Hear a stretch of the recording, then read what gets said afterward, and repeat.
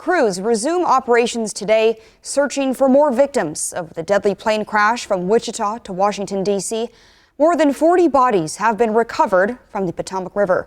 This morning, we're learning more about the victims. Nicole D'Antonio is in Washington with the latest. This morning, Reagan National Airport is back open, but the investigative work is just beginning. And today, crews will have to deal with heavy rain as they try to salvage any pieces of the aircraft. This morning, divers will begin the grim task of recovering the wreckage from the American Airlines jet and Army Black Hawk helicopter that collided in the skies above the Potomac River.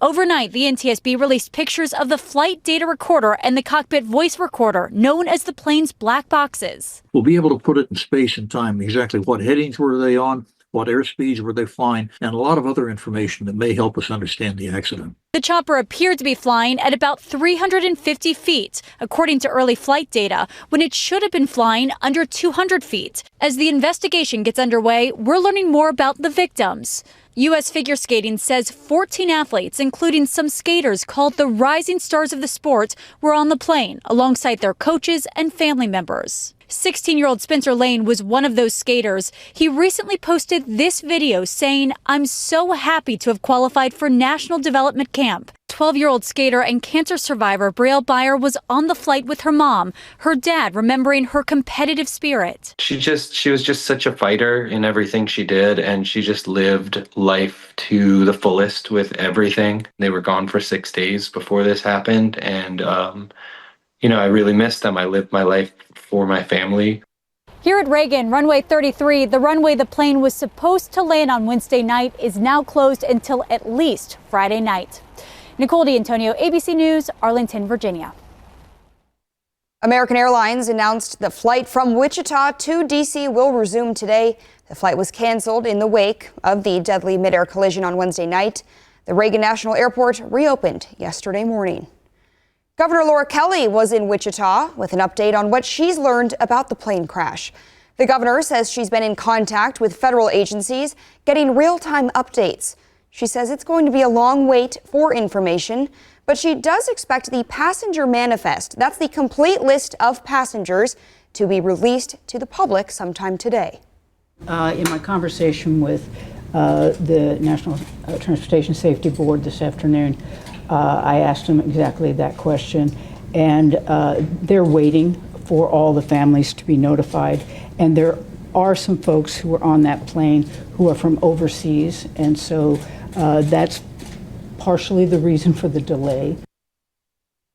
Kelly says she believes the crash was an avoidable accident, but wants to learn more as the investigation unfolds. Senators Jerry Moran and Roger Marshall held a joint news conference yesterday afternoon, offering their condolences to those with loved ones who died in the crash. Now they're seeking answers from the FAA, NTSB, and air traffic controllers as to how the crash happened. There's no communication, direct communication between the civilian and the military helicopter and airplane. Instead, it has to go through air traffic control and then it's relayed rather than an opportunity back and forth. While officials are still investigating the tragedy, answers are expected to be released in the coming months, potentially taking a full year. Both senators said they will not rest until the victims' families have answers. And we're hearing more from more family and friends of some of the victims of the crash as they remember their loved ones. A couple from Kiowa, Bob and Lori Schrock, were two of the 64 passengers on board. One of their friends tells us they were good people who always helped others. A family friend, Michael Simpson, says he met Bob when he was just 12 years old. Now he's in his 30s and says Bob has always been a mentor and friend to him. He says Bob not only encouraged him to chase his dreams by opening a ranch that helps young boys, but also helped him out every step of the way. Bob and Lori were not loud about what they did. They just didn't want the accolades. But people need to know. Simpson says it's impossible to look at the ranch without seeing the love and selflessness of Bob and Lori.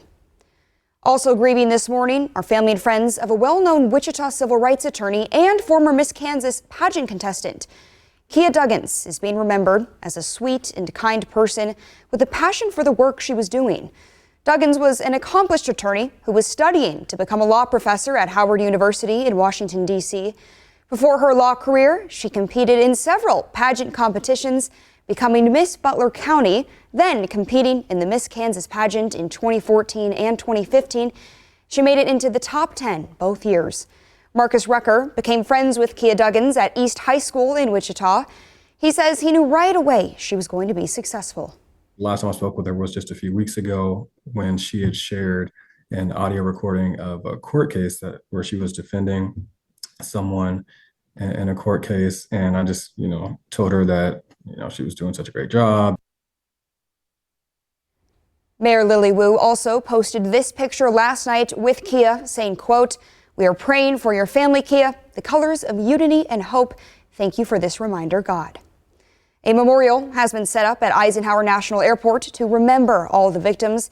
It was an emotional day, of course, as the community came together to mourn those lost in the crash. One woman was there to pick up family members with her grandson and explains the atmosphere. Just praying for the families. Yeah. It's got to be the hardest part.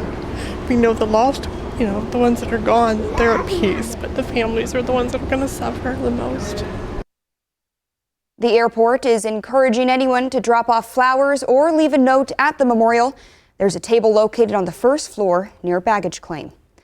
Governor Laura Kelly has ordered all flags to be lowered to half-staff in honor of those victims. The governor saying the flags will be at half-staff until sundown next Thursday, giving the state 1 week of mourning. She says thank you to the more than 300 brave first responders in Washington, D.C. as they continue their recovery efforts today. And in response to the Flight 5342 tragedy, the city of Wichita has launched the ICT Together Fund to support the affected families and local efforts. The nonprofit says 100% of contributions will provide direct aid to impacted families, community support, and healing for those who need it. And you can find a link to that fund on our website, KAKE.com.